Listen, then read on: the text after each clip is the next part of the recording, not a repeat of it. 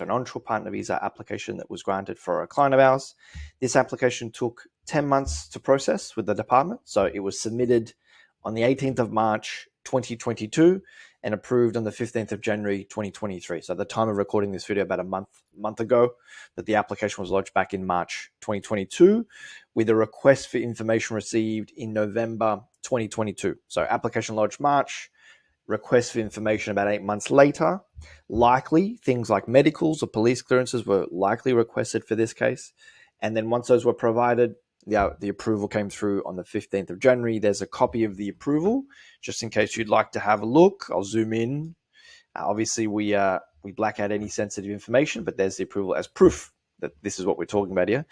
Interestingly, this couple were engaged after lodgement. So visa was submitted on the 18th of March, 2022, and then engaged on the 16th of April, 2022. We would have provided that engagement proof evidence to the submitted application.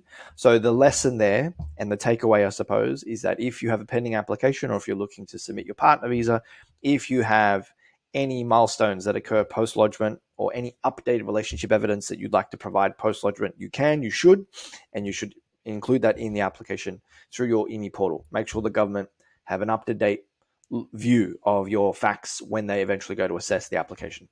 Now, if we look at this case in a little bit more detail, the applicant had a passport from the USA, so US country of passport applicant. This couple met in May 2018. Okay, so let's keep in mind, visa submitted in March 2022. So they met all the way back in May 2018, started dating exclusively in October 2018, so started dating 5 months after they met. Then introduced to the sponsor's family, so the Australian sponsor's family, which is always more common than being introduced to the applicant's family, because if we're talking about an onshore partner visa, therefore the applicant is here, the migrating partner is here already, and logically they meet the Australian partner's family first. Then they started living together in January 2019, introduced to the applicant's family in February 2019. So seemingly they felt at that point that it was the appropriate time to let the family overseas know about their relationship. Maybe things started to get a bit more serious because they moved in together. Then they opened up a joint account in October 2019, engaged our services in December 2020, so about a year after opening up their account and almost 2 years from when they started living together, started to look into the process of working with an agency or firm to prepare their application, opened a second joint bank account in December 2020, purchased a property together in March 2021, and then applied for a civil union in October 2021, and then partner visa submitted in March 2022. Okay, so those are just some core facts of this case, of this couple, prior to the lodgement of their partner visa. The important, I suppose, milestones here for me are the civil union. So having ensured that the couple have registered their relationship as a civil union as early on as possible to ensure that they waive the 12-month rule from the assessment of their relationship. So this couple applied for the onshore partner visa, not as a married couple, but as a de facto couple. And the easiest way to avoid the 12-month rule from being applied to any de facto couple is to register the relationship as a civil union in most Australian states or territories. Unfortunately, not in WA or NT. Any other state or territory, you can, and it will waive the 12-month rule, but unfortunately not couples living in those states and or territory. Couples that live in WA or the NT do have to very carefully look at whether or not they'll satisfy the 12-month rule if they're looking to apply for an onshore partner visa as a de facto couple, or may look to consider marrying prior to lodgement, which is another way to remove or waive the 12-month rule from being assessed against them.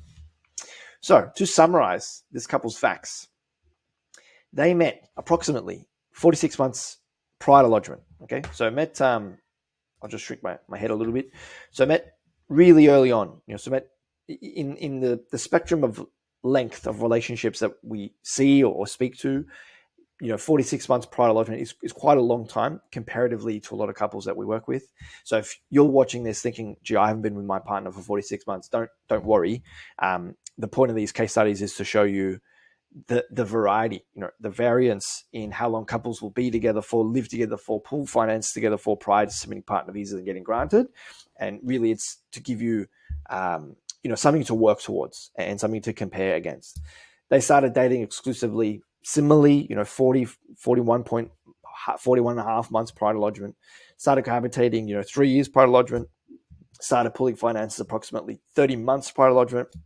And we're in a civil union about 6 months prior to lodgement. So, again, in the spectrum of strength, as often something I say when I speak to couples in planning sessions, when we're talking about their facts, I will say, look, your facts to me, if there is a spectrum of strength of very strong, middle, and very weak, this couple to me are certainly on the very strong end of the spectrum, comparing their timeline against all the other couples we've ever had that we've submitted successful partner visas for. Okay.